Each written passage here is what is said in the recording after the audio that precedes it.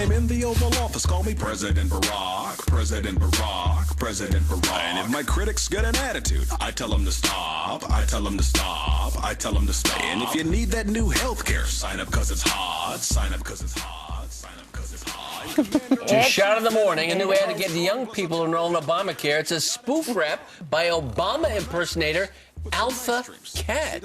What do you think of that?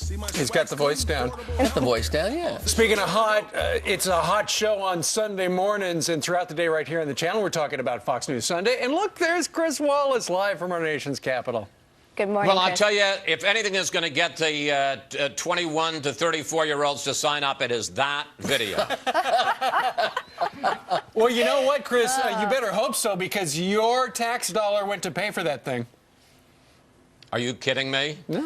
did. No, it's on the level. Yeah. Really. But I mean, that's federal money. I thought maybe that was just California you could be burning right. their money. That's be my right. money. Yeah, but I mean, there's federal money going to California. I'm emotionally fungible. paying for it right now. Emotionally paying for it. What do you think of this, Chris? I'd love your take on this. Another day, another Obamacare delay. Kathleen Sebelius dialed it in on a conference call. We didn't hear about it except for this network here. But the goalposts have yet again been moved. You can now have until December 31st to sign up, and then magically on January 1st, you're covered.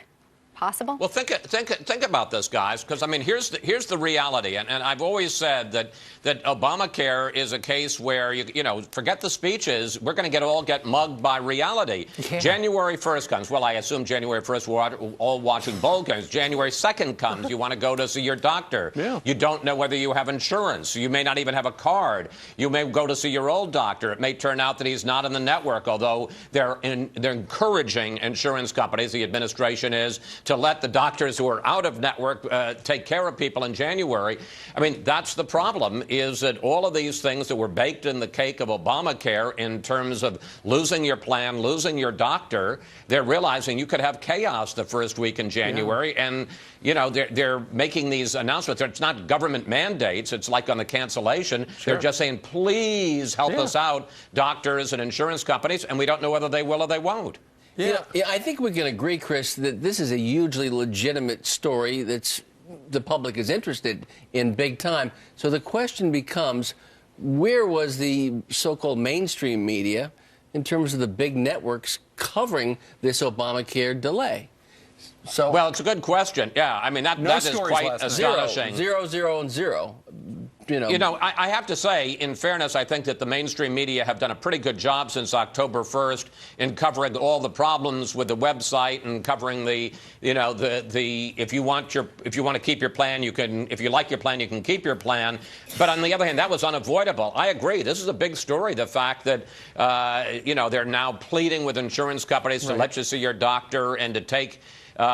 Say you're covered even if you really aren't because you haven't paid the bill. I mean, can you imagine if the government said to Amazon, hey, look, people may not have gone to the cash register and actually bought that book, but send it to them anyway, okay? You're right. That's a great analogy. And send it to them by a drone, because that'll make it even more fun. Because we're good at that. Who's coming up this weekend?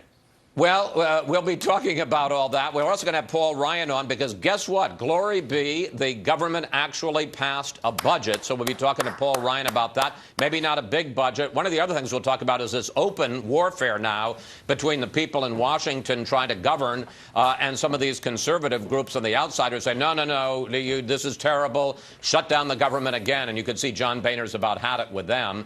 We're going to mark the awful first anniversary of Newtown, which is tomorrow. Remember the iconic picture of the girl with the cell phone up to her ear as she finds out that her sister, Vicky Soto, the first grade teacher, has died. We'll talk to Carly Soto, as well as advocates for and against gun control. And then, Steve, I know this is your secret crush from the 1980s, our power player of the week, Molly Ringwald. Yes. She made those movies. She's always been pretty in pink. All right, we're going to be watching. Thanks, Check out Chris. Fox News Sunday. Get it while it's hot. Get it while it's hot. Sunday. Check your local listings for showtimes. We'll see you Chris. there, Chris. Good to see you guys.